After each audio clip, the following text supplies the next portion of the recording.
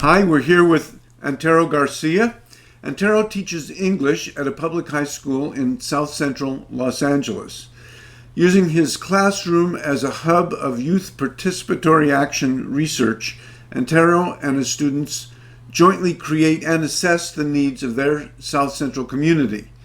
As a doctoral candidate at the Urban Schooling Division of the Graduate School of Education and Information Studies at the University of California, Los Angeles, Antero's research focuses on developing critical literacies and civic identity through the use of mobile media and gameplay in formal learning environments. In 2008, Antero co-developed the Black Cloud game, a digital media and learning competition award recipient. The Black Cloud provoked students to take real-time assessment of air quality in their community. Antero is co-editing an upcoming special issue of Learning Media and Technology and a member of the MBTS committee that is revising ELA standards. Antero contributes to DML Central and the National Writing Project's Digital LS.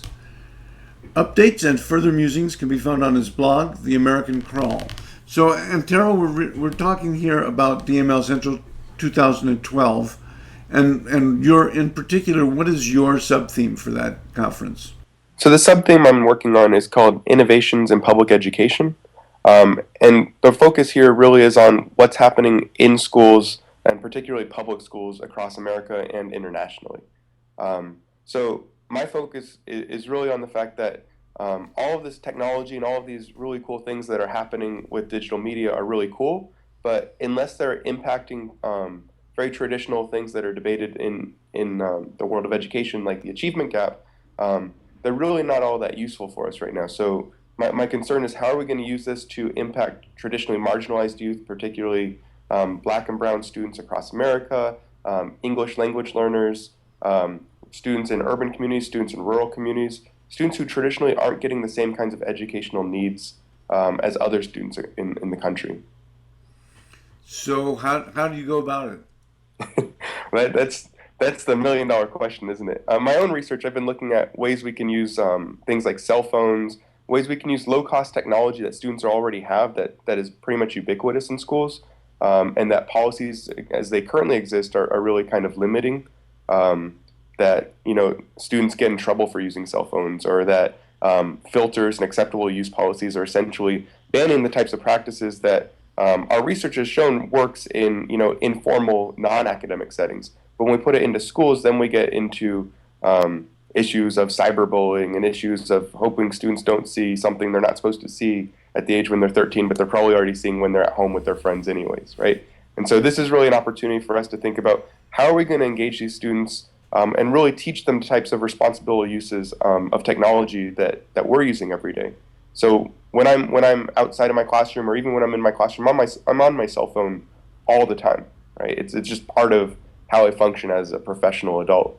But we're sending a message to our students that anytime you use your cell phone, you need to do it discreetly and you need to hide, and it's a bad. So this is just one example of where my research is in terms of how are we going to bring digital media into a public education setting. Well, I know this is a topic that's awakening any educator out there who's paying attention to this, because to them mostly it's a problem.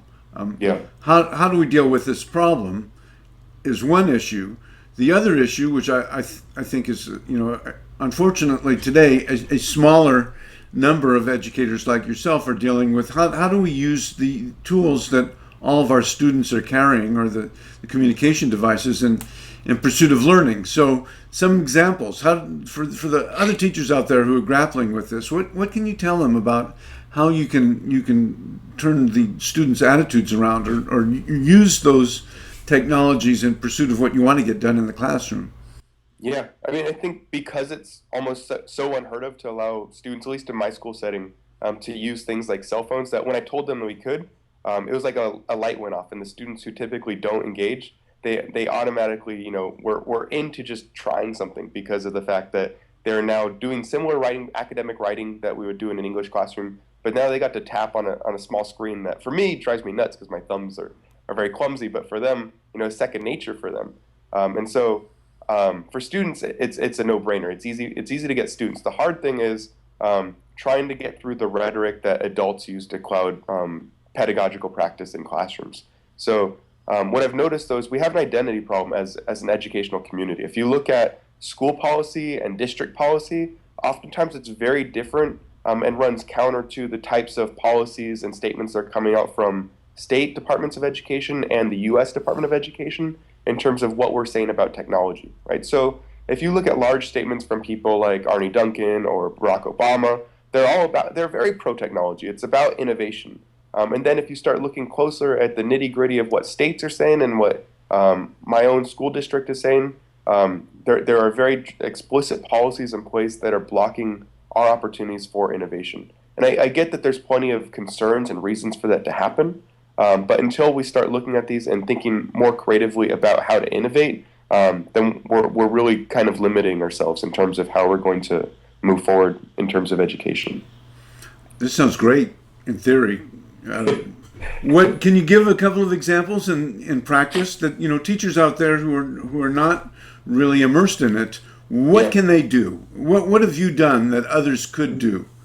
Yeah, so I've actually created an alternate reality game in my classroom where students are communicating with Anansi, the West African folklore character, the spider, to create their own stories in and around their community. And so they're using cell phones and they're creating QR codes. And other than QR codes, which are they're little boxy barcodes in case people don't know what they are. Other than creating those, we weren't doing things that were that difficult on a phone. I think a lot of times when you talk about technology, teachers are afraid because our expertise might not necessarily be in technology, or it's in literacy or it's in mathematics. But other than creating these QR codes, we weren't doing much more than texting, taking photographs, things that is pretty intuitive on these types of devices. So it's an easy device or easy program that could scale over to other teachers. And as we did this, we essentially engaged in critical literacy acquisition. We created narratives around our community. We documented. Sorry, I'm kind of blinking. We also basically established critical literacy research for our community and then shared this out publicly. So we created a scavenger hunt game where we're playing different types of games. And this was all in the course of about 6 weeks. It was a short activity, but one that my students used. And when I talked to them afterwards, they're much more critical of their community. They're much more cognizant of how they can use their phones as much more than social devices. And they're looking forward to doing this kind of research in the future. So that was just one activity that we did. Is there a cookbook of such activities that exists, or are you creating one? Where would educators go to find out more about exactly what to do?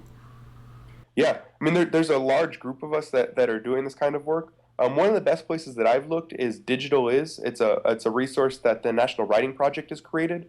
And it's basically a hub where any teacher can kind of go online and share thinking that they have about digital literacies, thinking that they have about digital writing tools, and really just kind of solicit feedback, share the resources they have, look at collections that other people are creating, and it's just kind of an amazing resource for people across content and age areas.